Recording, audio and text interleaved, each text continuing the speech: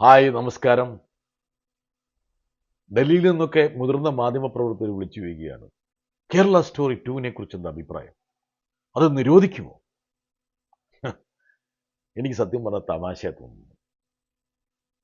ഇതുപോലുള്ളൊരു ആഭാസം ഒരു സിനിമയാണെന്നും പറഞ്ഞ് ജനങ്ങളുടെ മുകളിൽ അടിച്ചേൽപ്പിക്കാൻ ഈ ബി ജെ പിക്കാർക്ക് കഴിയുന്നുണ്ടല്ലോ.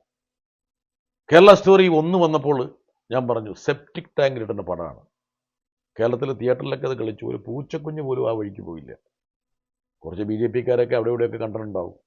പക്ഷെ പ്രധാനമന്ത്രി അതിൻ്റെ ബ്രാൻഡ് അംബാസഡർ ആയിട്ട് വന്നു. കേരള സ്റ്റോറി 1 കാണണം, ഇത് മിത്രവും കേരള സ്റ്റോറി 1 കാണണം അദ്ദേഹം പറഞ്ഞു. ഇനി കേരള സ്റ്റോറി 2ൻ്റെയും അംബാസഡറായിട്ട് അദ്ദേഹം വരട്ടെ. ഒരു മതവിഭാഗത്തെ അപമാനിക്കാൻ, ഒരു സംസ്ഥാനത്തെ അവഹേളിക്കാൻ വേണ്ടി ഇതുപോലെ കളവുമായിട്ട് ഈ പ്രചരണ സിനിമ മുമ്പോട്ട് കൊണ്ടുവന്നാൽ ഇതൊക്കെ കേരളത്തിലെ ജനങ്ങൾ വിശ്വസിക്കും. എനിക്ക് ഏറ്റവും രസകരമായി തോന്നിയ കാര്യം എന്ന് വെച്ചാൽ വലിയൊരു കോമഡിക്കുള്ള ഒരു അവസരം ഒരുക്കിയിരിക്കുകയാണ്. സാമൂഹ്യ മാധ്യമങ്ങളിൽ ഈ സിനിമയ്ക്കെതിരെ വരുന്ന ഉള്ളടക്കമെങ്ങാൻ ഈ സിനിമയുടെ സംവിധായകനും പ്രൊഡ്യൂസറും മനസ്സിരുത്തി കണ്ടാൽ എൻ്റെ പൊന്നെ, അവർ ഗംഗയിൽ ചാടിയിട്ട് മുങ്ങിച്ചാകും. അല്പ ഉളുപ്പുണ്ടെങ്കിൽ ജീവിച്ചിരിക്കില്ല. ഓഹ്, എന്താണ് ട്രെയിലറിൽ പറയുന്നത്? ഒരു പെൺകുട്ടിയുടെ വായിലേക്ക് ബീഫ് അടിച്ചു കയറ്റുന്നു. വല്ല മലയാളി പെൺകുട്ടിയാണ് ഈ ഷൂട്ടിങ്ങിൽ പങ്കെടുത്തതെങ്കിൽ എനിക്ക് ഉറപ്പുണ്ട് ആ ടേക്ക് കഴിയുമ്പോഴേക്കിനും ആ മലയാളി പെൺകുട്ടി പറയും, സംവിധായകനോട് പറയും, ആ ബീഫ് കളയരുത് കേട്ടാ, അതിനോടൊരു പൊറോട്ടയും കൊണ്ട് കൂടി കുട്ടി എനിക്ക് തന്നേക്കുന്നത്. അങ്ങനെയുള്ള കൗണ്ടറുകൾ കാണുന്നുണ്ട്. ഉടനെ ഇതിൻ്റെ വിശദീകരണം ചില സ്ഥലങ്ങളിൽ ഞാൻ കണ്ടു. മധ്യപ്രദേശിലും രാജസ്ഥാനിലൊക്കെ ഇതുപോലുള്ള സംഭവം നടന്നിട്ടുണ്ടെന്ന്. പിന്നെ എന്തിനാണോ ഇത് കേരളത്തിൻ്റെ പേരിടുന്നത്? എന്തിനാ കേരളത്തെ ഇങ്ങനെ അപമാനിക്കുന്നത്? ലോകത്തിന് മാതൃകയായിട്ടുള്ള ഒരു സംസ്ഥാനമാണ് കേരളം. കേരളത്തിൻ്റെ സാമൂഹ്യ മൂലധനമുണ്ട്.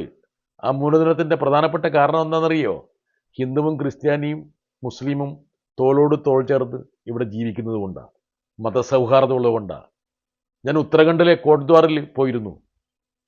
ഒരു പാവപ്പെട്ട മുസ്ലിം കച്ചവടക്കാരനെ ബജ്രാന്തള്ള ആൾക്കാർ ഭീഷണിപ്പെടുത്തിയപ്പോൾ രക്ഷയ്ക്ക് വന്നത് ഒരു ഹിന്ദു യുവാവാണ്, ദീപക് കുമാർ. അദ്ദേഹം മുഹമ്മദ് ദീപക് എന്ന് പേരിട്ടു. നിങ്ങൾക്ക് അല്പമെങ്കിലും നാണമുണ്ടെങ്കിൽ അവിടെ പോയിട്ട് ദീപക് കുമാറിനെ വെച്ച് അല്ലെങ്കിൽ ആ വിഷയത്തെക്കുറിച്ചൊരു സിനിമ എടുക്കുക. അല്പമെങ്കിലും ആത്മാർത്ഥത നിങ്ങൾ ചെയ്യുന്നതിനോടുണ്ടെങ്കിൽ എനിക്ക് ഈ സംവിധായകനോട് പറയാനുള്ളത്, ഉത്തർപ്രദേശിലെ ഉന്നോവയിൽ ഒരു BJP MLA ഒരു 16 വയസ്സുള്ള പെൺകുട്ടിയെ ക്രൂരമായി ബലാത്സംഗം ചെയ്തു. എടുക്കടോ സിനിമ പോയിട്ട് അവിടെ പോയിട്ട് അതിന് പകരം ഞങ്ങളുടെ നെഞ്ചത്ത് കയറുന്നത് എന്തിനാണ്?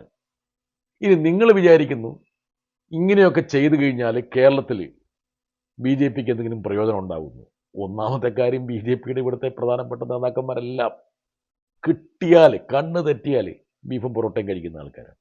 പുറത്തേക്ക് പറയുമെന്ന് എനിക്കറിയില്ല, പുറത്തേക്ക് വേറെ വല്ല പേരിലായിരിക്കും അതറിയപ്പെടുക.